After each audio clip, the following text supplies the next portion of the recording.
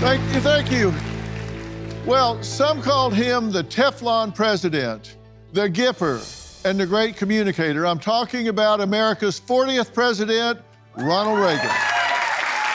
He was famous for his unique ability to connect with the American people. His straight talk made him one of the most successful diplomats this country has ever seen, taking on America's enemies without launching a single missile. Remember this iconic moment?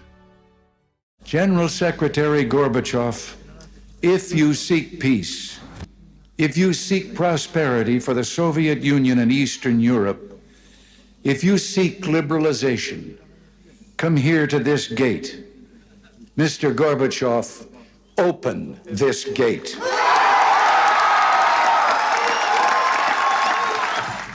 Mr. Gorbachev, tear down this wall.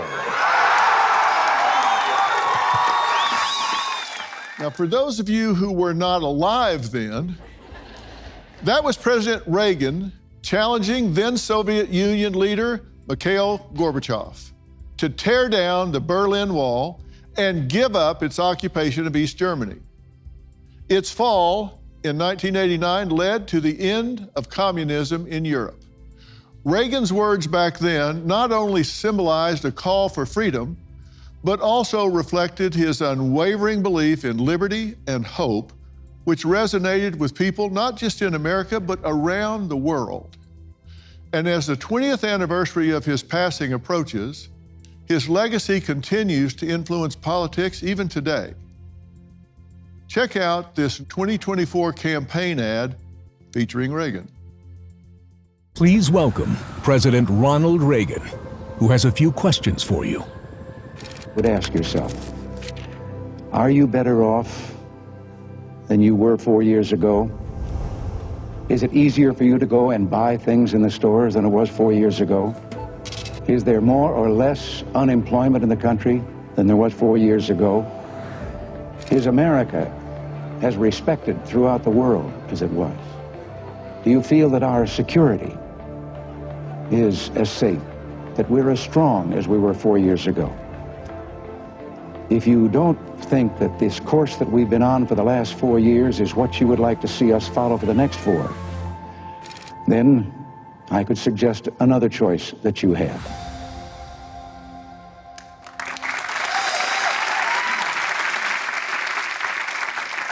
That's another one of Reagan's famous slogans. Are you better off now than you were 4 years ago? It's a question Americans are asking themselves today. Now, tonight, we're going to talk with some very special guests, stars of the biopic Reagan, which tells the inspiring story of this small-town Midwestern boy who went from modest means to a Hollywood actor, then all the way to the Oval Office. Starring Dennis Quaid as the Gipper himself. There's nothing a retired governor can do about the Soviets, but a president, now he can do a thing or two. Welcome to your life. I was a lifeguard on a river, There's no turning back. and I learned how to read the currents. Not just the ones on the surface, but also the ones deep underneath the water. I am about to start the biggest war of this century, and I'm not going to fire a single shot. You're gonna blow up 8 years of diplomacy. Well, if you think that got their undies in a wad, you just wait. What did the president know, and when did he know it? What would you have me do? I want you to fight! Everybody wants to. Everybody Mr. Gorbachev, tear down this wall. wants to rule the world. Please welcome my longtime good friend, Dennis Quaid.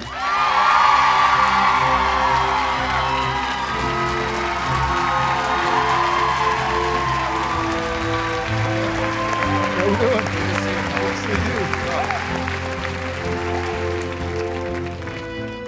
It's good to see you. You too, pal. Yeah, we talked, a couple weeks ago here. On the podcast. Yeah. Yeah. And you're playing Ronald Reagan. And I was telling him when we talked before, I always kind of look at these things as to whether or not, particularly when you know somebody that you've known for over 20 years, I go into it thinking, am I going to be watching Dennis play Ronald Reagan? And it isn't very long into that before you stop seeing your friend and start seeing the character, which is pretty amazing. That's quite a compliment, thanks.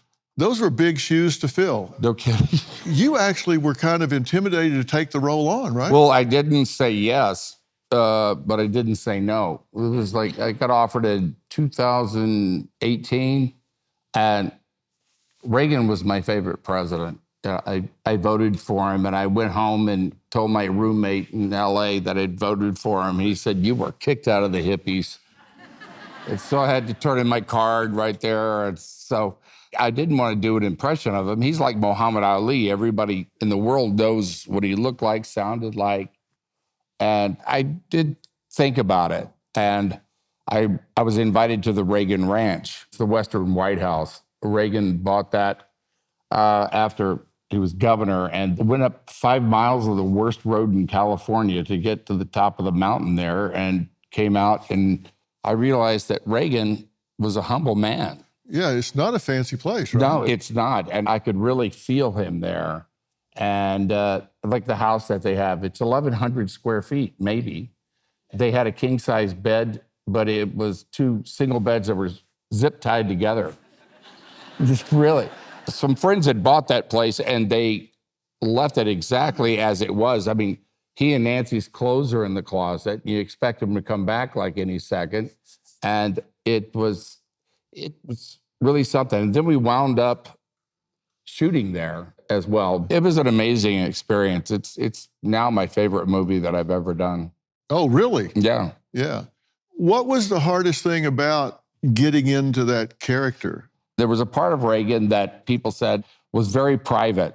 This is the great communicator, that there was this place that you kind of couldn't reach in him. And I think it was his place where that he used to really have privacy in a crowd, and also the place that he prayed to God from and you meditated from. But there was little stuff like he had a crooked smile. And I think it was kind of like nerve damage from some injury. But all those little things, they kind of add up.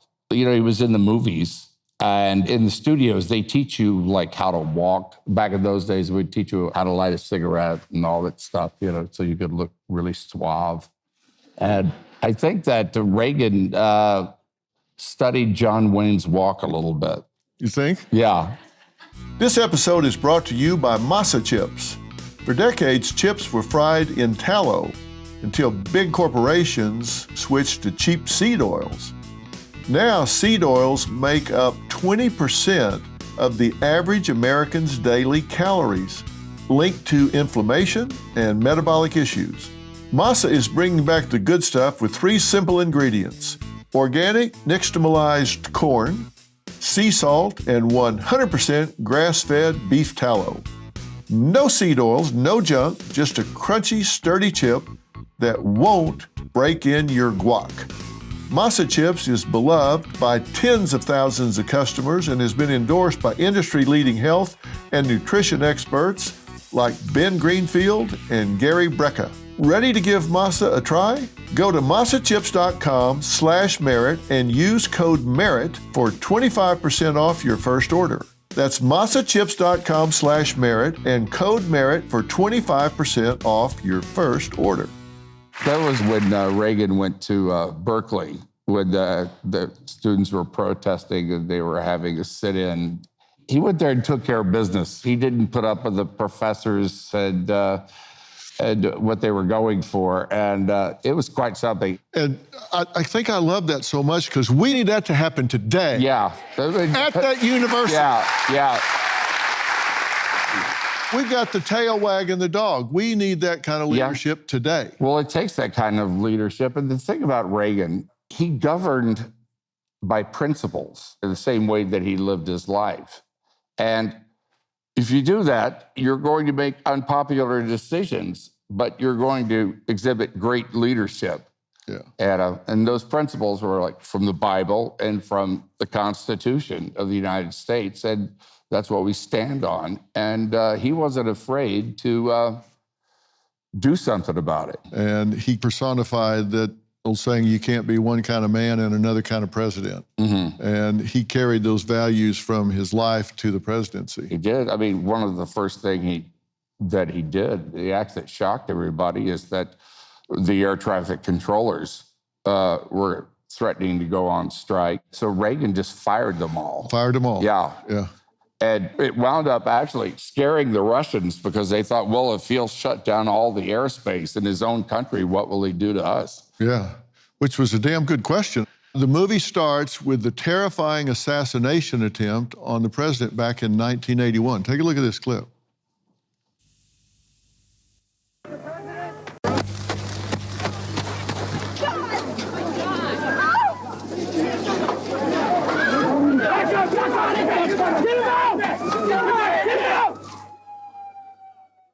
That really hits home because so many of us watched former President Donald Trump survive an assassination attempt at a campaign rally in Pennsylvania. Let's take a look at that. Take a look at what happened.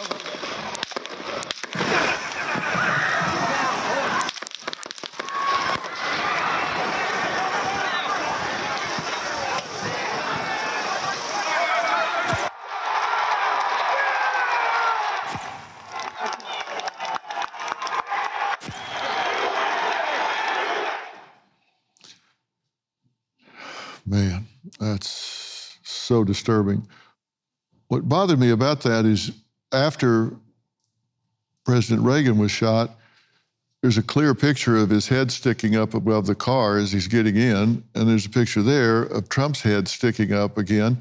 Who knows how many shooters there are, and both presidents' heads are just sticking up after they've been shot. Right. We need to change that protocol.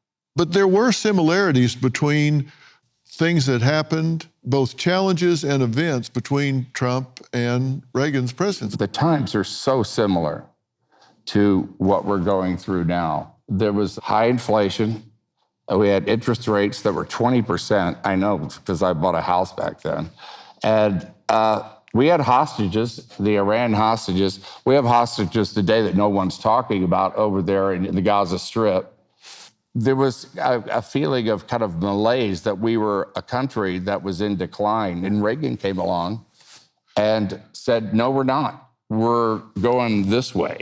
Yeah. And we followed. If you look at the similarities, I made a list of them. Reaganomics, tax cuts, deregulation, reducing government spending, strong impact on judiciary and Supreme Court. He was an actor versus a reality star, Democrat turned Republican. And they had differences in foreign policy. He was pro-NATO, and Trump is prioritizing national interests, is more isolationist, more ambivalent towards NATO. And he just wants everybody to pay their fair share. Yeah, pay up. That's all. Reagan was free trade, and Trump is pretty protectionist policy. So there are real similarities, which is why you're seeing the ad that you're seeing with Reagan talking and it ending up on Trump. You know, Reagan ran really on the slogan of, are you better off than you were 4 years ago? Yeah. And I think that question can be asked today.